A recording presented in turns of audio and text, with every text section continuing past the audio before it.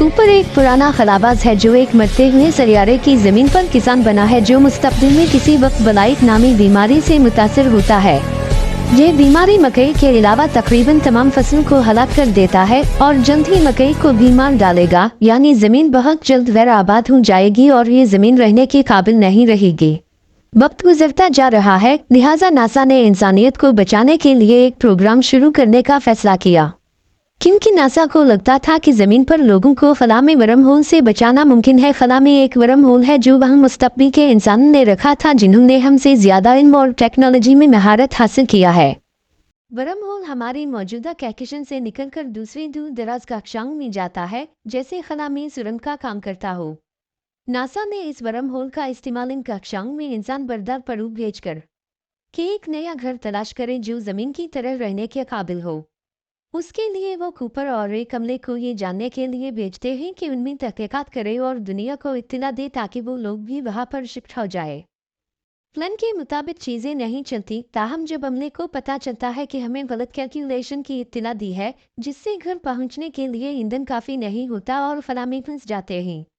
फिर वो आगे बढ़ने का सोचते हैं कि कोई और जगह रहने के लिए ढूंढ सके, लेकिन उनके पास इतना ईंधन नहीं है, इसलिए वो एक बड़े ब्लैक होल के गिर्द रास्ता इख्तियार करते हैं।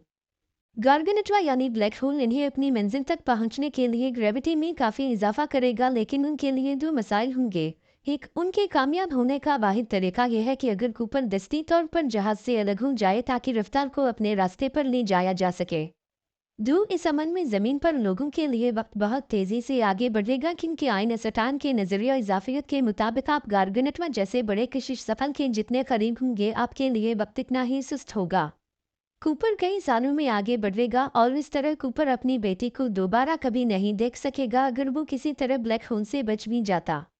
जमीन पर वापस हम देखते हैं कूपर की बेटी मरफ बड़ी हो गई है और उसे पता चला है कि खराबी मालूम करने का वाहिद तरीका है कि इंसानों को उनके खलाई स्टेशन में खला में कैसे पहुंचाया जाए, लेकिन ये एक पेचीदा रियाजियाती फिजिक्स के मसले को हल करना है जिसमें कशिश सफल शामिल है और इस डेटा को हासिल करने का तरीका ब्लैक होल गर्गनचुमक के मरकज से है। लिहाजा कूपर को उम्मीद है कि एक बार जब वो और इसके साथ रोबोट ब्लैक होल के अंदर होंगे तो वो किसी तरह इस डेटा को वापस जमीन पर मुंतकिल कर सकता है ताकि इन्हें बचा सके। खला में वापस हम देखते हैं नूरी साल के फासले पर कूपर और रोबोट जिसका नाम टाज है ब्लैक होल में बेबस होकर गिर रहे हैं और कुछ फैर मुतबक़े होता है। स्पॉइलर, वो एक टेसरेक्ट नीचे में गिरते हैं जो लाइब्रेरी की किताबों की अलमारी की तरह लगता है जिसे मुतअद्दिद जहतों में खोला गया है। कूपर देख सकता है कि ये किताबों की अलमारी दरहकीकत वही किताबों की अलमारी है जो उसकी बेटी मरफ के कमरे में मौजूद है, लेकिन इसकी मुतअद्दिद टाइम लाइन्स हैं। इस टेसरीकट ढांचे में कूपर दरहकीकत माजी में मुख्तलिफ टाइम लाइन्स तक रसाई हासिल कर सकता है, क्योंकि कशिश सफल के मैदान बज़ाहिर वक्त से आगे बढ़ सकते हैं।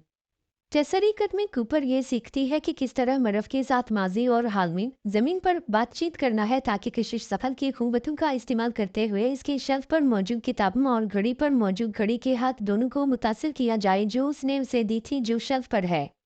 कनेक्शन के इस नए दरियाफ्त शुदा अमल को इस्तेमाल करते हुए वो ब्लैक होल से डेटा को रेले करने का इंतजाम करता है जिसकी मरफ को ज़मीन पर वापसी की ज़रूरत है, मुसावट को हल करने और इंसानियत को बैरूनी खलामी और मरते हुए सैयारे से दूर करने के लिए।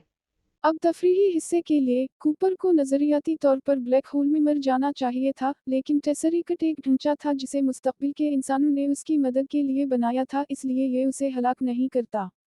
हम बिल्कुल नहीं जानते कि ये कैसे काम करता है, लेकिन ये उसे ब्लैक होल से निकालकर खला में ले जाता है। ज़मीनी वक्त में इसकी उम्र अब 100 साल से ज़्यादा है, लेकिन वो इतनी ही उम्र का लगता है। इसकी वजह यह है कि ब्लैक होल के अंदर रहते हुए वक्त इसके लिए बहुत सुस्त था।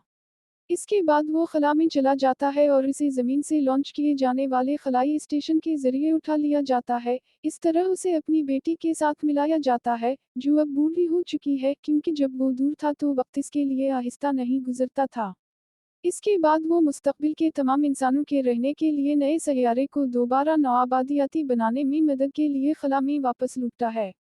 अब वाकई तफरीही हिस्से के लिए समझने की बात यह है कि अगर वक्त लकीरी यानी पैरेलल हो तो इस कहानी में से कोई भी मानी नहीं रखता। मिसाल के तौर पर एक सीधी लकीर सिर्फ आगे बढ़ रही है। इस फिल्म का प्लॉट सिर्फ इस सूरत में काम करता है जब वक्त लकीरी ना हो बल्कि एक लूप की तरह हो। یعنی وقت کشش ثقل سے متاثر ہو سکتا ہے، اس لیے چونکہ بہت سارے واقعات بڑے ثقلی ذرائع جیسے گارگنٹوا میں اور اس کے آس پاس ہوتے ہیں، اس لیے وقت اس طرح برتاؤ نہیں کرتا جس طرح ہم اس کے بارے میں سوچتے ہیں۔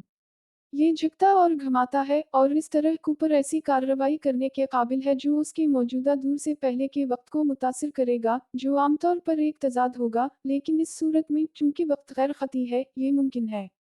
اور مستقبل کے انسان ان تمام واقعات کے بغیر ٹیسریکٹ بنانے کے لیے زندہ نہ ہوتے، اس لیے واضح طور پر یہ سب خود پر منحصر ہے۔